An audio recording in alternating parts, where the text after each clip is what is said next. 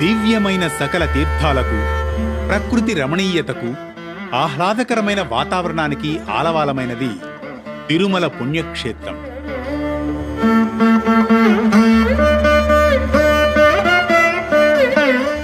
అలాంటి పవిత్రమైన తిరుమలలో ఎన్ని తీర్థాలున్నా వాటిలో ప్రముఖమైనది, సాక్షాత్తు స్వామివారి దాహం తీర్చింది శేషతీర్థం.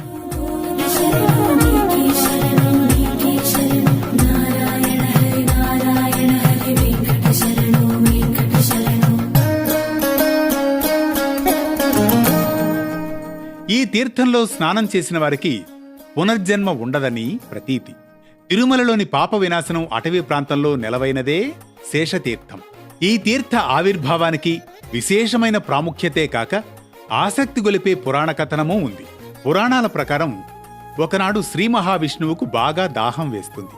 దాంతో దాహార్తి తీర్చుకునేందుకు జలాన్ని తీసుకురావాలని తన భక్తాగ్రేసరుడు గరుత్మంతుణ్ణి పురమాయిస్తారు స్వామివారు. కాని ఆయన ఎంతసేపైనా గరుత్మంతుడు జలం తీసుకురాకపోవడంతో అప్పుడు మరో భక్తుడైన ఆదిశేషుణ్ణి ఆజ్ఞాపిస్తారట స్వామివారు.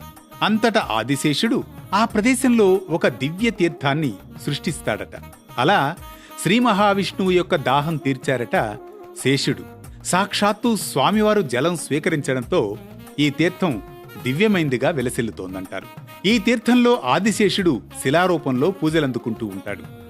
సాక్షాత్తు శ్రీమన్నారాయణుడు ఆదిశేషుడైన నాగేంద్రుడి రూపంలో కొలువై ఉన్న తీర్థమిది.